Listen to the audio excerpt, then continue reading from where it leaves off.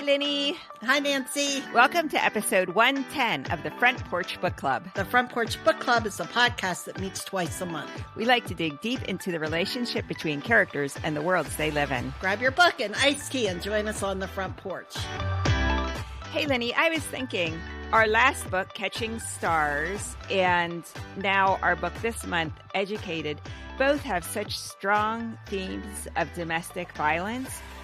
We talked a little bit, of course, about being a victim of domestic violence and also how sometimes loved ones, friends, they don't really know what to do. But I thought it would be helpful to mention that there is a national domestic violence hotline, and that's a hotline that is available to people who are experiencing domestic violence. But you can also call that number if you're the friend or a loved one of someone experiencing domestic violence, and they can help you understand the role that you can play. Yes, absolutely, Nancy. And I glad that she even brought that up. I mean, when I was doing the work in domestic violence in my 20s, that national hotline was the hotline people would call and ask for help. Right. Not only for themselves, but for, I'm the mother, this is what I see. I'm the sister, this is what I see.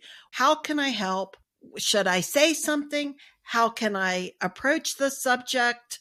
What legal things can I start thinking about? They have a wealth of information. So yes, absolutely. Thanks for bringing that up. Maybe we can get that out there somewhere, Nancy. Yeah. Well, the number is 1-800-799-7233. That's the phone number, 1-800-799-7233. They also have texting available. To text, you just begin with 88788. So 88788.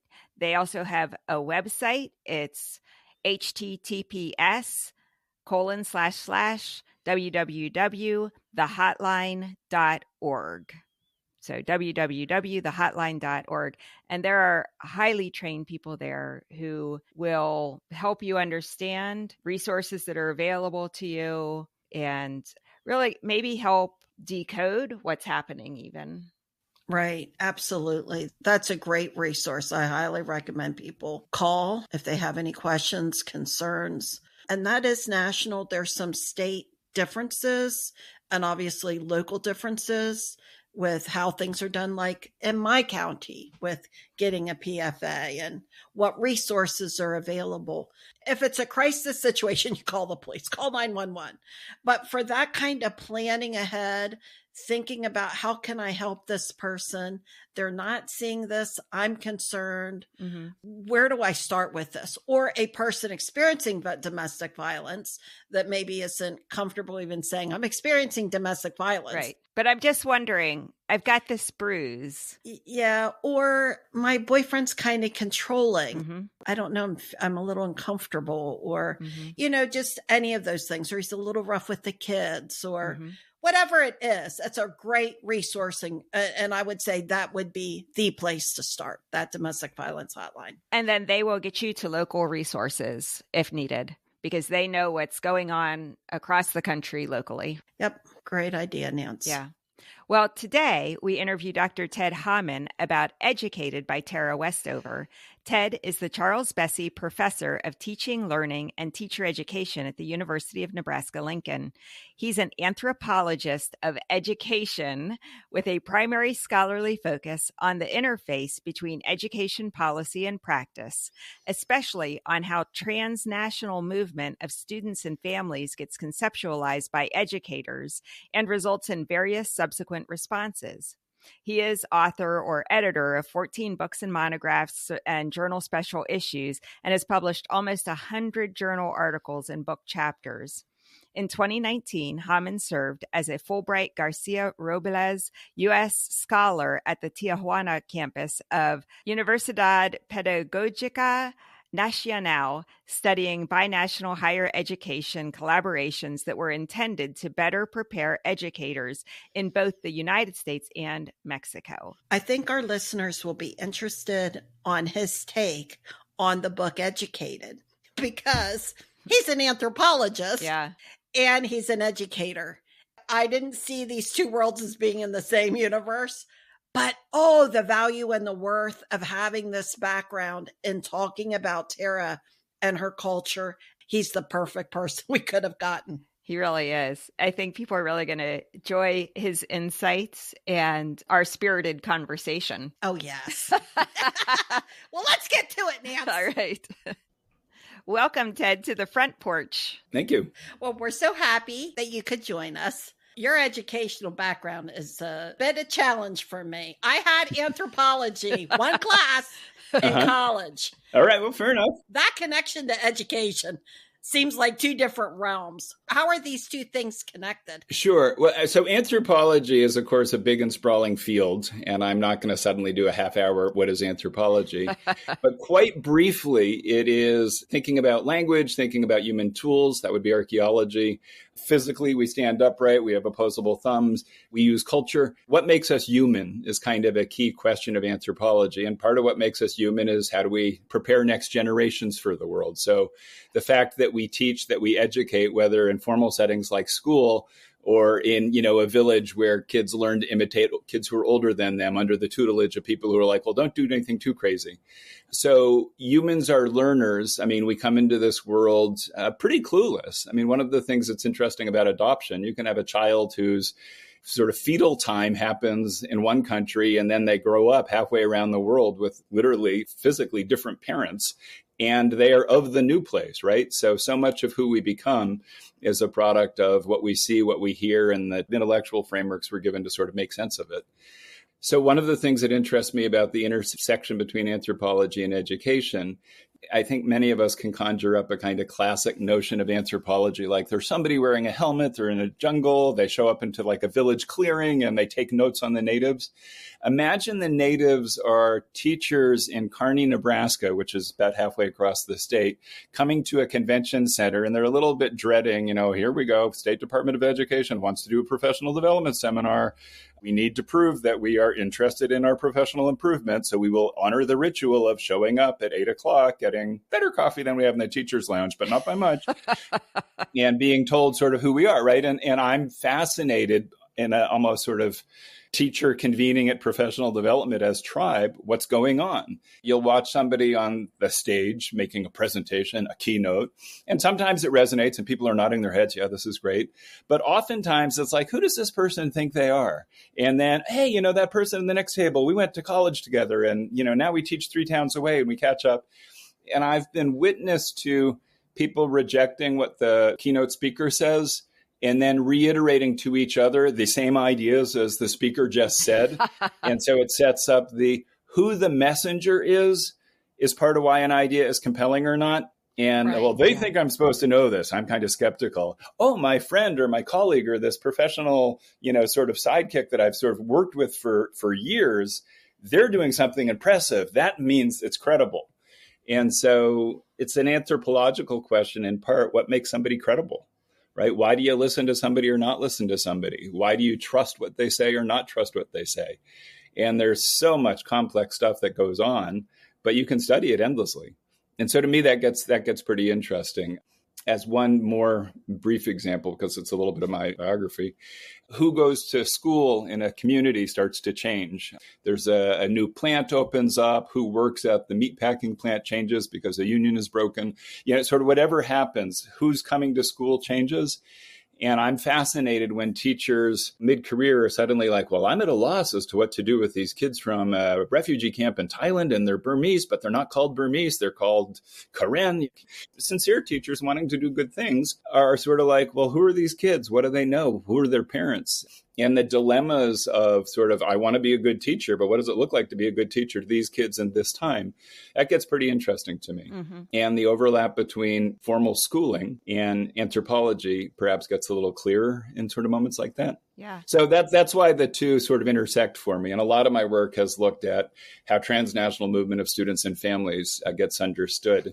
I've spent a lot of time in Mexico looking at kids in Mexican schools who used to be in the U.S., And oftentimes their parents or their grandparents were from Mexico. And so these kids with last names like Sanchez or Guerrero or something like that seemed to be pausing in Spanish or kind of quiet. Well, it turns out in the 7 years they went to school in Oklahoma, there wasn't an awful lot of school in Spanish. So the kids know Spanish because it was spoken at the household or they spoke it on FaceTime with grandma or something like that. They know it some, but dispositionally, they're like, what's going on in school in Mexico? And yet they're invisible as a different population because they kind of look Mexican, albeit not very good at it, right? The other kids seem to have a better idea. And so to me, again, that's anthropological, sort of what's going on. And as we turn to educated, one of Tara Westover's points is through schooling, she got to imagine herself as somebody different than how she had been understood as a member of a household where she was homeschooled or a member of a pretty tiny Southern Idaho community. But school became a way of really pretty dramatically reimagining who she could be. That's an anthropological issue, at least in part. What did that space tell her about who she was and who she could be and what she needed to be competent at to be welcome in that new space?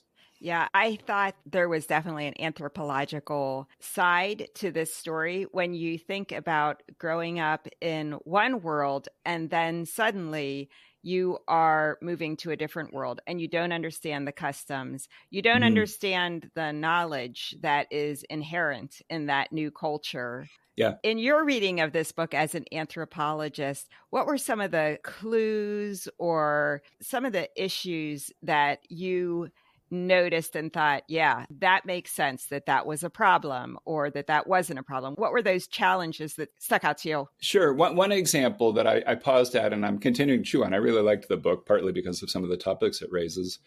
But she's very careful, and I think for biographical reasons has to be careful. She says this is not a critique of Mormonism nor an endorsement of it, right? And I think a lot of Mormon readers may sort of understand that differently. So she can assert that and they may or may not agree. Yeah.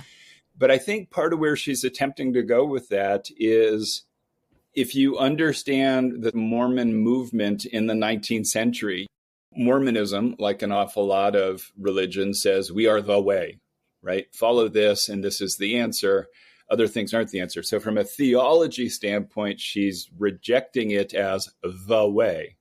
But she's saying, from an anthropological sense in a way, that I understand how these ideas develop. I see what they're informed by. I see why they could be compelling to some. I see how it works as a coherent system. I see why it's taken off as a movement. Questions of the state versus the family. She sort of ties some of the existential questions being posed by mainstream philosophers in the 19th century and say, Mormonism was attempting to be an answer to that too. So she wants to talk about Mormonism as a philosophy and as a collection of ideas about social organization. Mm-hmm. And I think the church itself would say, no, we are the way, right? Right. I mean, they may want to say we are the inclusive way, we are the enlightened way, we are the benign or benevolent way, but the way. Mm-hmm. She's saying, no, you're just like a whole bunch of other human things. You matter, but not because you're the way. Mm-hmm. To me, that's striking. She attempts to walk a line of saying, I get to be a new me, but that doesn't mean I hate you all or that I reject you all. Some say, yes, you have, because you have to be this way or else you can't be in our lives. And it's striking. She builds these relationships with extended family who her parents had been somewhat alienated from, right? So she is part of these broader networks and she finds connection. I don't know that she would identify herself as a contemporary Mormon even, but she's certainly more sympathetic to the Mormonism as expressed at BYU, the Mormonism that isn't anti-school, anti-government, anti-women in some pretty powerful ways. Mm-hmm. In some ways, I see her as successful in navigating the culture of the family. She's learned how to survive it.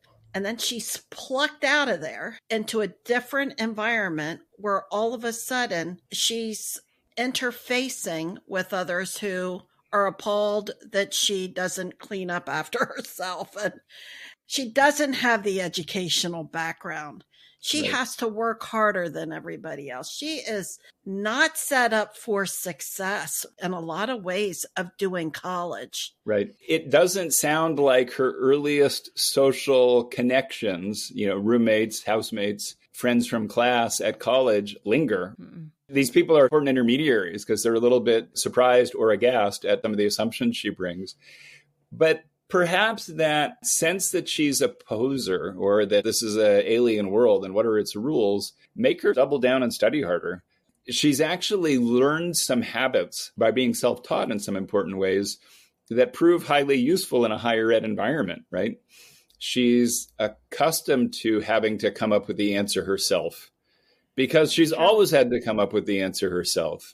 She's comfortable with the idea that this is paradoxical, this doesn't make sense, because so much of her life has been, something's nagging at me here, this seems paradoxical, this doesn't make sense, or at least she retells it as an adult remembering her childhood. And so there's some habits, and I would argue actually, kids with more conventional school going to BYU from high school, after middle school, after elementary school, the sway of K-12 is to get you ready for college is a sort of pretty powerful storyline. That said, because the sort of expectation is to go to college, there's also, in college will be kind of like high school, but harder, or college will be kind of like high school, but a little more autonomous. Whereas she doesn't carry these expectations exactly as to what it's supposed to be like. So she perhaps thrives more academically because she's sort of like, well, isn't that what I'm supposed to be doing? Isn't that sort of the purpose? We're asking kind of questions here and none of this makes sense. So I better work very hard to have it make sense. And then I'll tell my professors, I think this is what you wanted me to say. And they're like, wow, this is original, right? That is such an interesting point of view. I had not thought about that in reading about her journey, that she comes at higher education from an original point of view. Yeah. I was thinking more of it as a deficit, that she came with no tools. But you're right. Probably part of her success that she finds is that creativity or originality that she is trying to piece this together in a way that her professors have not observed a student trying to piece together. Right. No, she absolutely comes to college with a toolkit, but it's a different toolkit than most of her peers. Fair enough. And so there's a little bit of a, what does your toolkit do? What tools are in your toolkit? But there are some there, absolutely. She lands a handful of fellowships that are extraordinary. I mean, BYU is bragging about, well, we got somebody to a full scholarship at Cambridge. Yeah. This alum goes on to Harvard, these kinds of things, right? And part of why they're bragging is because these are hard things to land. I think a little bit as a college professor, and when I give somebody a grade, lots of people are in A's, but the A pluses are this one was different and exceptional. I want to remember this as importantly different. So it's almost like you did everything I hoped for, but something more. Yeah. And it's this, but something more, I think, that makes her competitive when there's one slot and 100 applicants. What makes her unusual? I think a piece of it is she can't help but be a little unusual because she's self-taught about sort of how to persevere at these things. She also has this, it's certainly an incomplete one, but this amazingly detailed great books background. She talks about visiting the Carnegie Public Library as a kid. Right. And her siblings would all get books too, right? Everybody was like, well, what's there to do? I don't know, go to the library, get some books. She reads the New Testament, then reads it again. Her dad has a collection of ways of seeing the world from early Mormon prophets. Those kinds of things presumably take a fair amount of puzzling to make sense of, right? There's a lot of symbolism, abstraction. Religion often has to reconcile sort of pretty complicated ideas, right? One of the signature pieces of Christianity, Trinity, it's like, wait, we've got three, but we've got one. How do we do that? It's a miracle, right? Because it's a hard thing to explain. So one of the things about Tara is she reminded me of a lot of first generation college students who struggle with navigating how to even be a college student. I've read studies about first gen students who they find that education becomes a barrier in their relationship with their family. Then you multiply that by 1,000 and you have Tara's situation. Yeah. Where the family is not sure what college is or what it will mean or if it's worth it, but Tara's family is actively against her going to school. You work with first gen students and you see the challenges they face. When you read Tara's story, were you reminded of some of the challenges that first gen students face? She feels some of this pressure, right? Her dad's business is a family business. They're wounding themselves, literally trying to break up pieces of metal, and he runs a junkyard. And so her going away to college is literally a lost hand, right? Yeah. She seems to know how to work this stuff, She knows that if we cut this safety corner, that we're all family and we believe in God and everybody will be safe if we're supposed to be. And you can't do that as broadly with people who aren't kin. So there is, from a first gen standpoint, the storyline of this striving teen, this helpful young adult going away.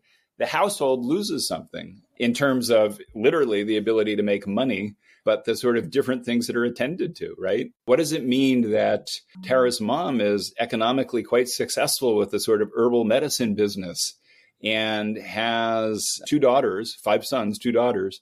The sons aren't invited along for midwife visits, but the daughters are. What happens when the only daughter still at home, Tara, goes away, right? Suddenly, Tara's mom has daughters-in-law who are part of her orbit, but the sort of family tie of the one you raised going away. One of the interesting things of growing up is you switch from being dependent on your parents to kind of your parents' buddy in some ways, right? Yeah. So mom loses a buddy to BYU in a sense. There's the interesting moment where Tara, as an undergrad, hears the term bipolar disorder and learns some stuff about it. And it's like, oh, that sounds kind of like dad. And she tells her mom, and her mom's like, well, that does sound kind of like him. And her mom later says, well, like you learned in college, bipolar might describe your dad. Mm-hmm. And Tara is self-effacing later and saying she's not a psychologist. She's not sure this is a definitive, right, diagnosis, nor that she has those tools. It's like, it kind of fits. This is interesting.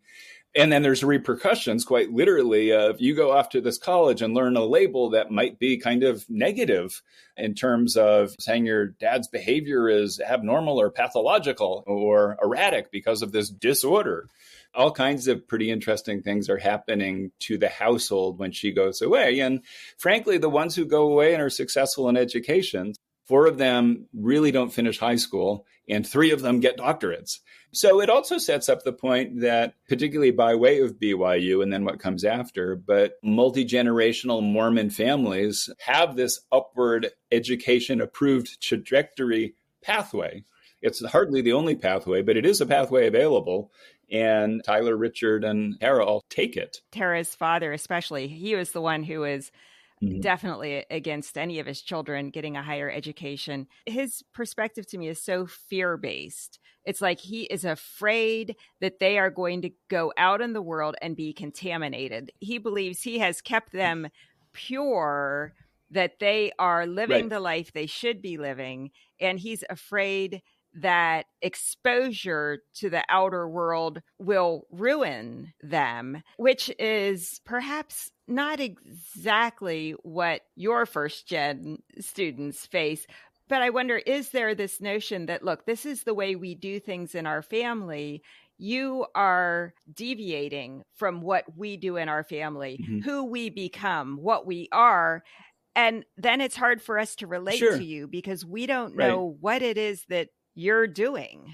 Sure. I think that's 100% real. I think comparing my own background to, say, a first-gen student and their family, both of my grandmothers got bachelor's degrees from college back in the 1920s. Both of my grandfathers had PhDs.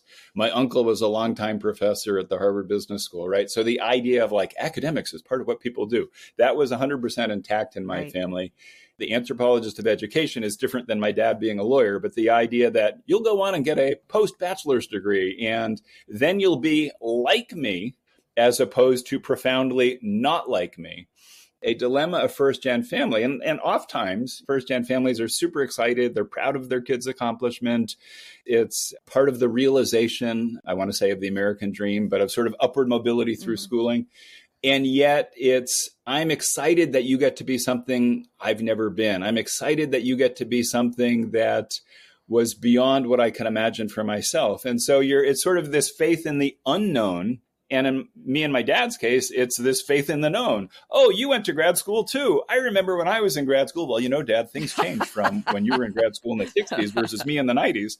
So I love that we're talking about the viewpoint of professors, because I thought that Tara's professors at BYU and then later Cambridge and Harvard were really some of the biggest heroes in this book. They help her navigate academically, but also instill in her a confidence in her abilities and insights. I was wondering what you think it is about encountering students at this particular time in their lives that makes your role as a college professor so transformational. One of the things I'll sometimes say to grad students, and less commonly to undergrads, but to grad students, I'll say, I'm pretty comfortable with you calling me Ted if you're comfortable with it, as opposed to Dr. Hamann. And I say the reason is basically for 20% effort on my part and 80% effort on your part. And in that sense, I may not be sufficiently generous to the student. It could be 95% them, 5% me. But I get to ride along and occasionally sort of caution and suggest pathways. But I get to ride along on this intellectual journey where somebody's putting together a master's thesis or a doctoral dissertation and really engaging in new and creative and really, to my mind, exciting stuff. And that part is really fun and interesting, right? The people who are studying with me are studying stuff that I think is interesting, right? So I think that the professors are really excited about what she brings. Let me do a quick aside. But I remember once one of my parents' friends, I was a professor at Tufts University, and I was an undergrad when we had this conversation. He said, I don't give anything higher than a B+ to a paper I disagree with. And I was ready to be outraged. That's terrible. How can you not give something higher than a B+? He goes, because if it's an A, it's convinced me. It was persuasive, right? If I'm not persuaded, I'm not going to. But his point was, as a professor, he is engaged in thinking. Right? It's not like this is the known single answer, boom, full stop. It's if you're asking grad students to develop new knowledge, the new knowledge is persuasive. So it becomes part of the professor's repertoire too.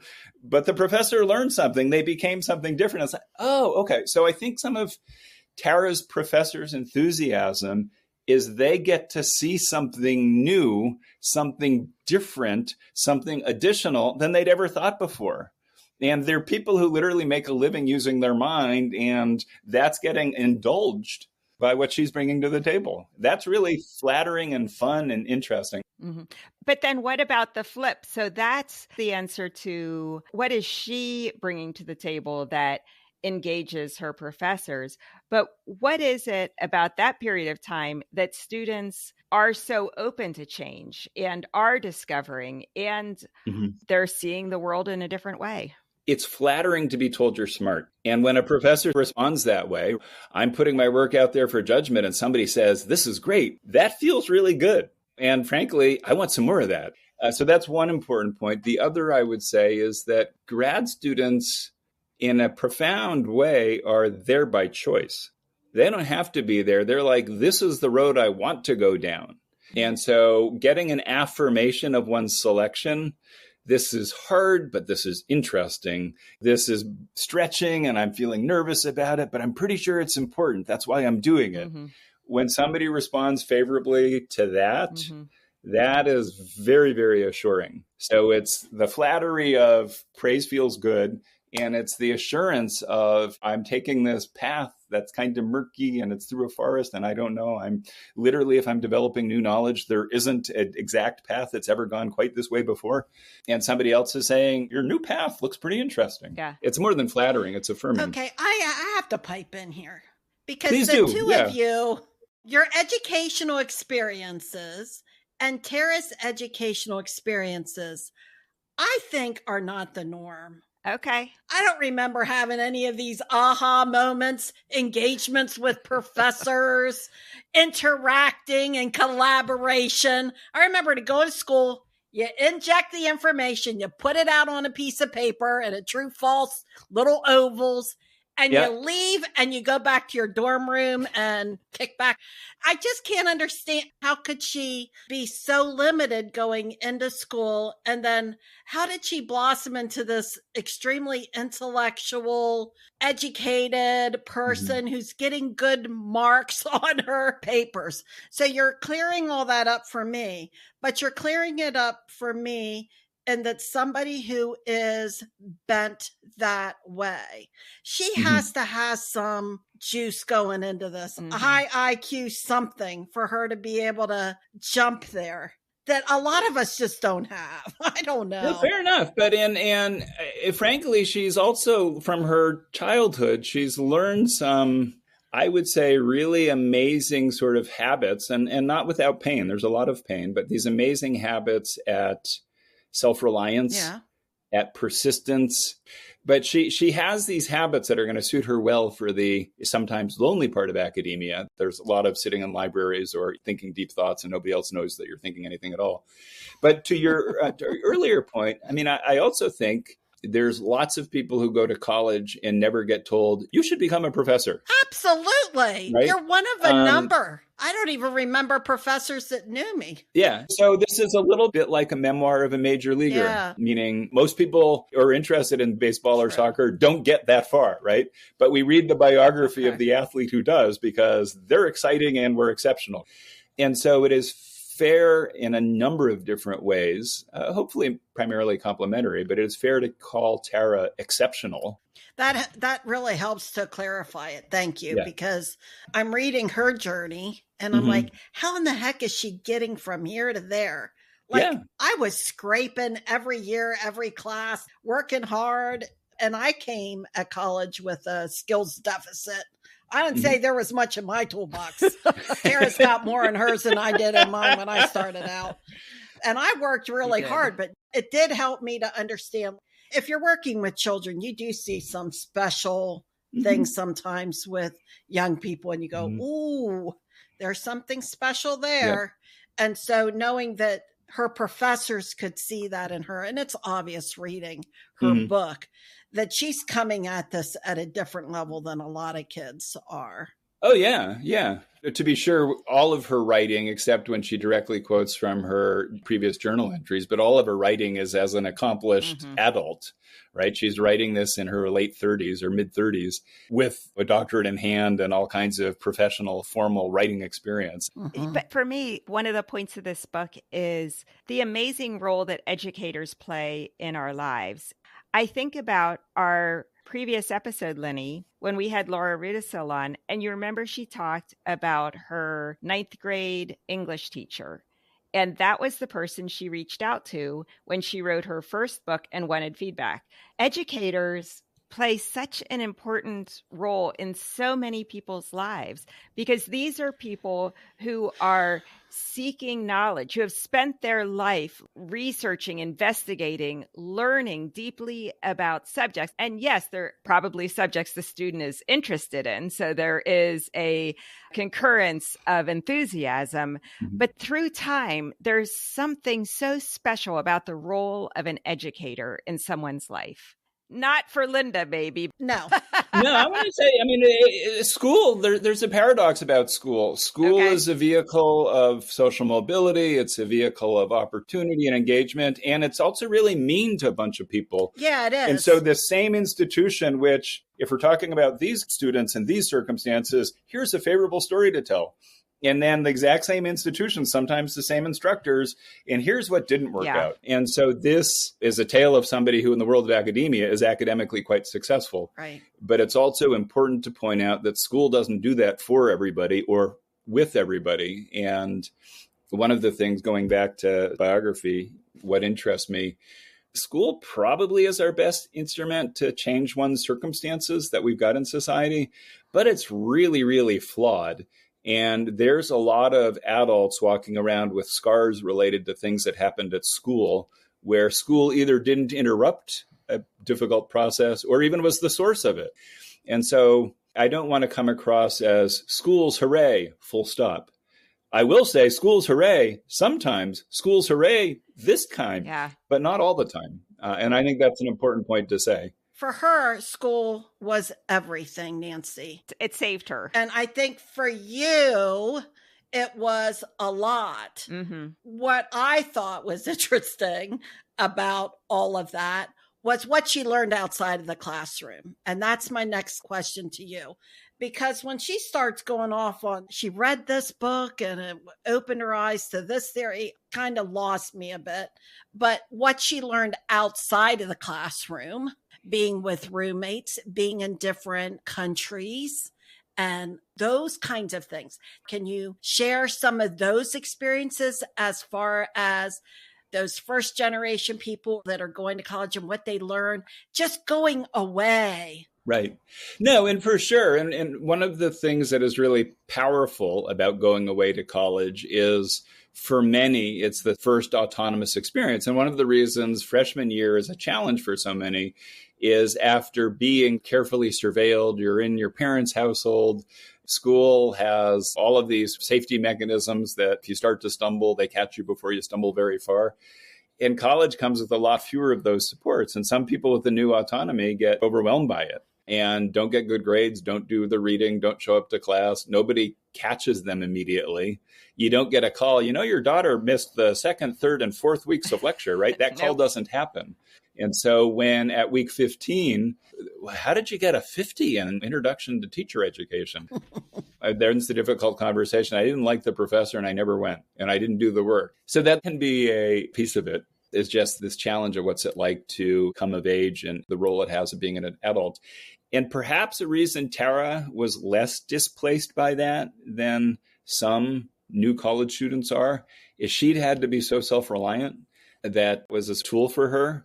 Like, of course, this doesn't make any sense. That's happened to me all the time. I can persist past this because I'm experienced in persisting past confusion, whereas other people are more thrown by it. To your point about some of her intellectual forays and talking about big ideas, there's one. Can I use the person, John Stuart Mill, in a sentence? Yes. In the book Educated, John Stuart Mill is talked about as like an important thinker from a long time ago. But she brings up this quote from him. She talks about it is a subject on which nothing final can be known. And she reads those words and she applies it to being a woman. My dad can't decide exactly this is what women are supposed to be. Mormonism can't say this is what women are supposed to be, because what women are supposed to be can never be fully defined, because that's one of those things that doesn't have a single definitive, here's everything there is to know about it answer. And it's useful as an idea for that, her trying to think of herself as a woman and who she's supposed to be. But then she's like, this abstract idea of it is a subject on which nothing final can be known, she applies to a whole bunch of different domains, right? So why is it worth studying something more about 19th century social movements? Because more can be known, but nothing final can ever be known. But is there room for her work on it? Yes, there is, because this can grow and grow and grow. And so she's not terribly interested in the handful of things in life that have a single and discrete answer. 4 + 4 = 8. I get that, but that's not terribly interesting. And so she finds from the world of academia, she finds from this old, I'm imagining it as dust covered and leather bound, and here's an idea, and she runs with it because it's like this code. Oh, this is the dilemma that her dad never came up with, right? Her dad's worldview is everything is known and it's good or it's bad and the end days are coming and this is your role because you're a woman and this is my role because I'm a man and everything's definitive. And she's like, it's not that everything he says is wrong. It's the claim that it's definitive that is wrong. There is room. It is a subject on which nothing final can be known. This is her escape from dad's cosmology, dad's theology, dad's parameters around her. So I think that's pretty cool. So it's an example of something real abstract, but it's like, she runs with it. Yeah, she does, because it hits her sweet spot, I think. Yeah, exactly. It's the right words at the right time. Yeah, because, I want to learn more. Yeah.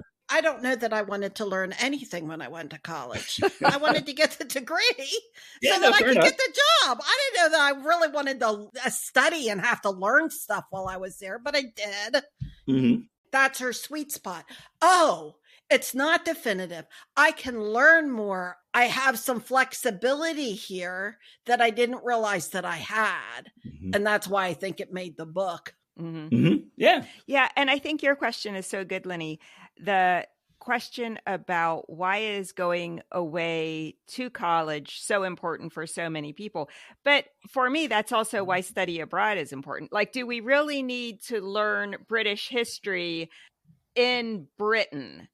It helps, I guess, that you have firsthand knowledge. You could go to the British Museum, but you don't have to learn British history in Britain. But part of the study abroad experience is opening your world up, encountering different ideas, new places that you haven't seen before. I mean, that to me feels like also part of education, exposing students to new ways of thinking, new ways of looking at the world. We do it through ideas. We do it through going to college, learning how to be an adult. We do it by going to other countries. Like there's so many methods, but it all feels like it's, hey, let's reconsider what you know and the wider world and what other people's experiences have been. What does research tell us? What have great thinkers thought? Yeah, I was really glad that she started at Brigham Young.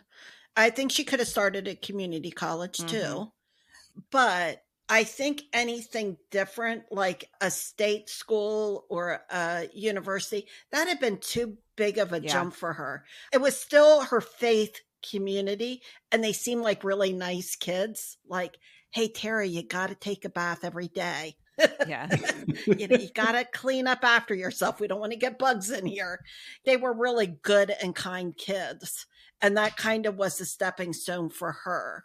But I spent probably more of the time thinking about those times outside of the classroom that helped her to understand her isolated culture and what she was experiencing at home. And then to realize, oh, that girl wears a dress that's shorter than mine, but she's not a slut. She is a wholesome, nice girl with good values, and she is a Mormon like me, but maybe it doesn't matter that her skirt's shorter than mine is. Like, I think those are the experiences that, along with education, along with that, because somehow she got from an 8th grade writing level to writing this novel, which was amazing. So education did help her too. But I think those outside of school things were just as important. The one pushback that I'd make to what you just said, I mean, somebody intellectually like her, would community college have helped? Sure. A lot of first-gen students do community college, then 4-year, and then go on. My one caveat is community colleges usually don't have dorms. And I think it was crucial for her that she was away to go to college and then come back to Fox Peak or something, to be in the household that she grew up in. Trying to study would have been difficult. To try to study with the threat of Sean, her older brother, who's abusive, telling her that she's being uppity and she really needs to do this or that instead, that would have been pretty scary. And so I think it was really important that she got away. Not that first-gen students need to, but she did. I don't know that she would have made it if she would have gone to community college. She would have been sucked right back into that environment because she almost didn't go back to school. Several times in those books, she just immersed herself back into that culture and the environment.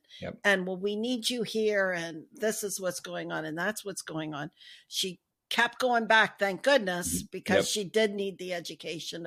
Not to denounce it. Education's important. I'm glad I got my degree, and I'm glad that I got a second degree too, and it helped me to get to where I am professionally. So I don't want to denounce education. And I worked hard, and I learned a lot. Believe it or not, when I went back to get my master's degree, I did learn a lot, and I did want to learn it. So it's a different experience. No, but I think you make a really important observation there. I think you getting a master's degree and going back happened at a different moment. If you went to college right after high school, I guess that's what we're supposed to do next. Whereas the master's degree, it's like, I'm here for a reason, whether it's this will get me past the glass ceiling that is my existing degree sort of seems to get me to here and then not farther. But when people make education choices that are really voluntary as opposed to conventional, there's so much more that is possible. I remember years ago, I taught at Georgia State. I taught a remedial writing class for people who hadn't passed the writing exam. I was at a different school, but I was one of those kids. One profile of student was, well, I'm in college and I don't quite know why, but it was after high school and I'm just figuring it out still. That was me. And so they were struggling in writing because they were struggling in everything. They were struggling in, I'm 19, who am I?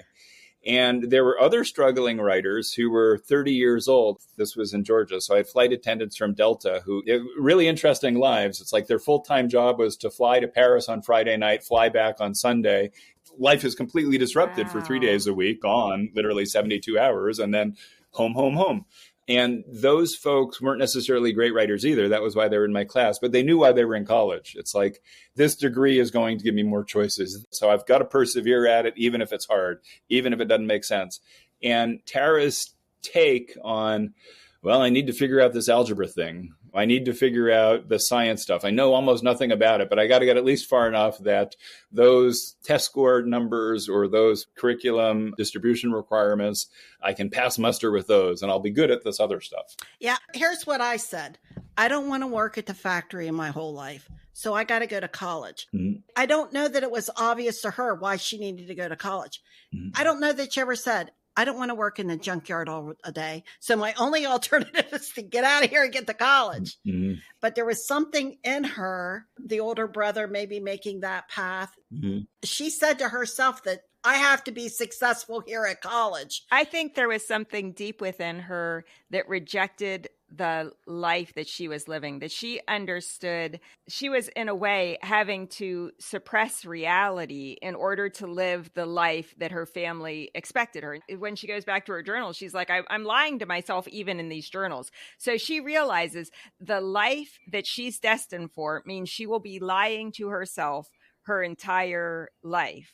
And that this education path seems like a way out. Mm-hmm. She doesn't know exactly the mechanisms of how that will operate. She's in a submarine. That is the only portal that she sees that might lead to a different future. Really good book. I'm glad that I backed into reading it.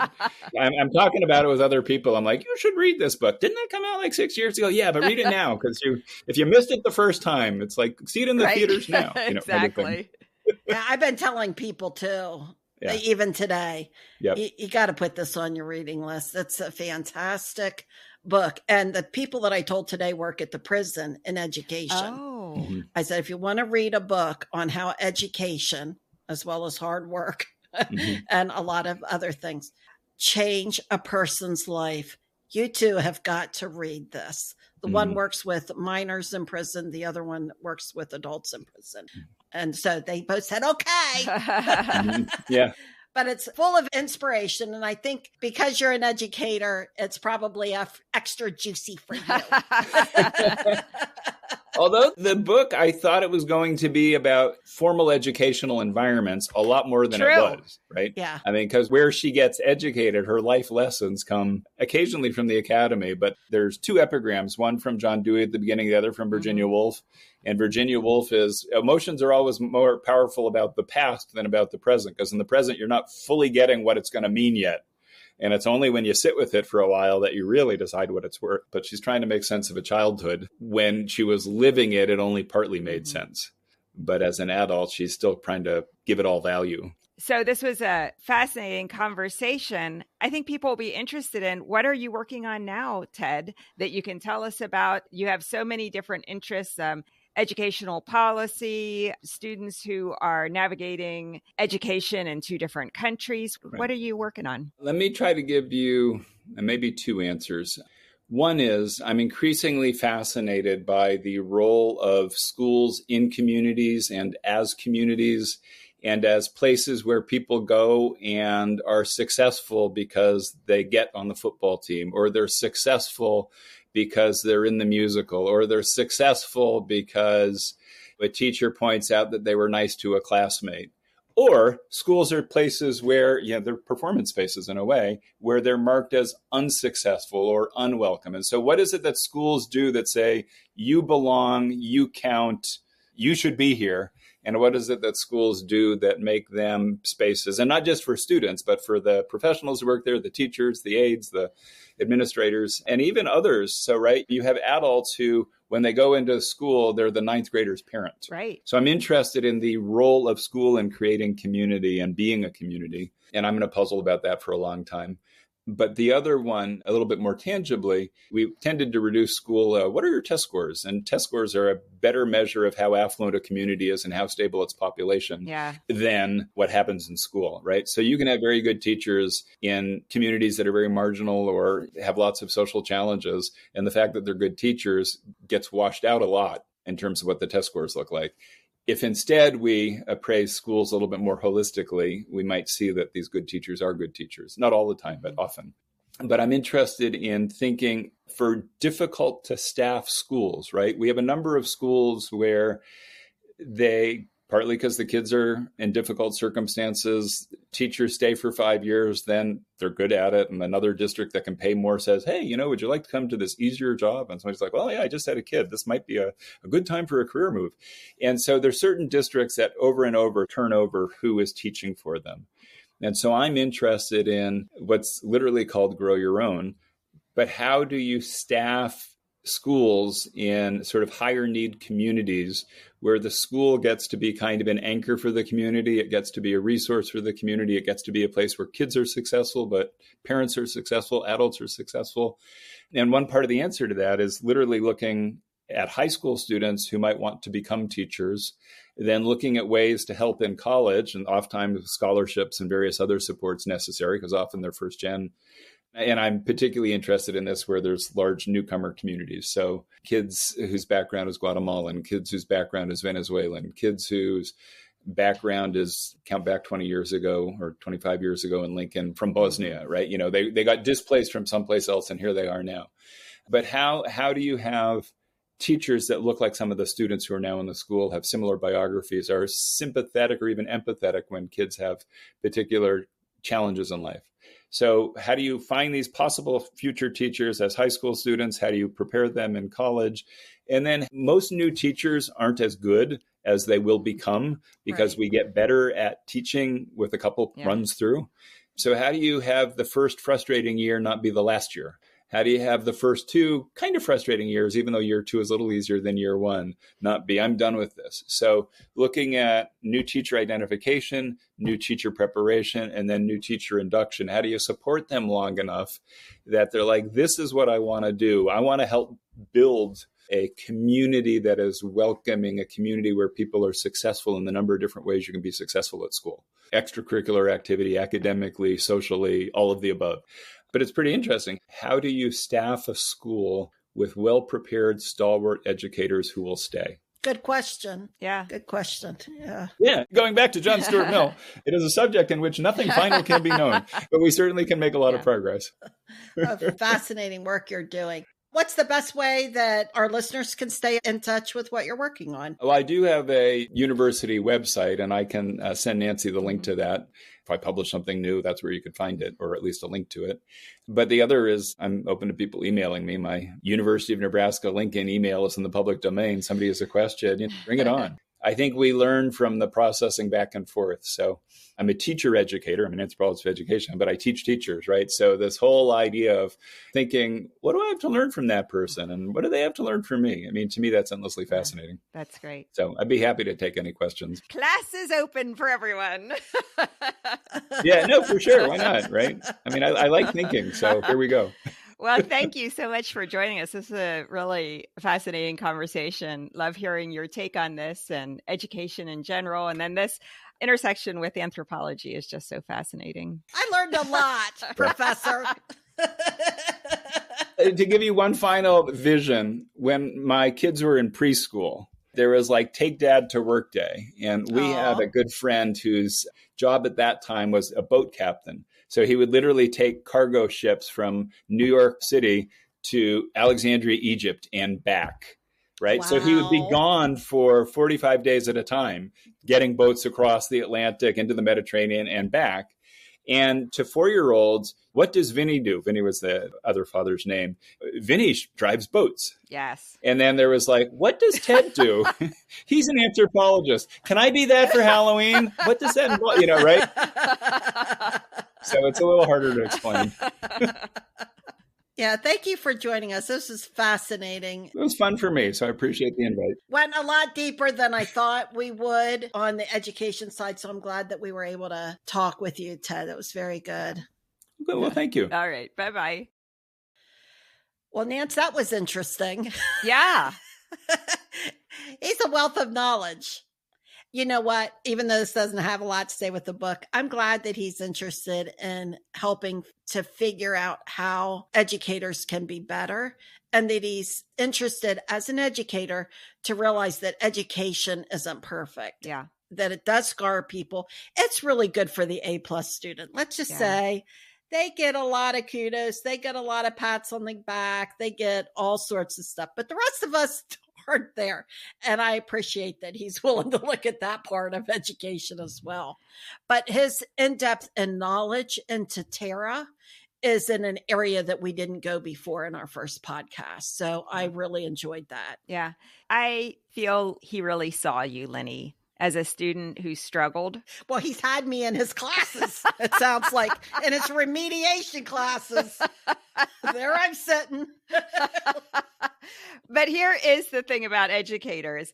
Educators pretty much at every level are people who succeeded as a student and then they wanted to become an educator. So I think that sometimes educators are blind to understanding that education isn't perfect. So I doubly agree with you that I love that Ted is looking at this critically and is very ready to acknowledge, look, education doesn't help some people as much as it should. And in fact, it hurts some people. And it did make me reflect, Lenny. You were talking about how you didn't have a great experience in high school in terms of being a student. I think socially you were successful, but I think as a student, you definitely struggled.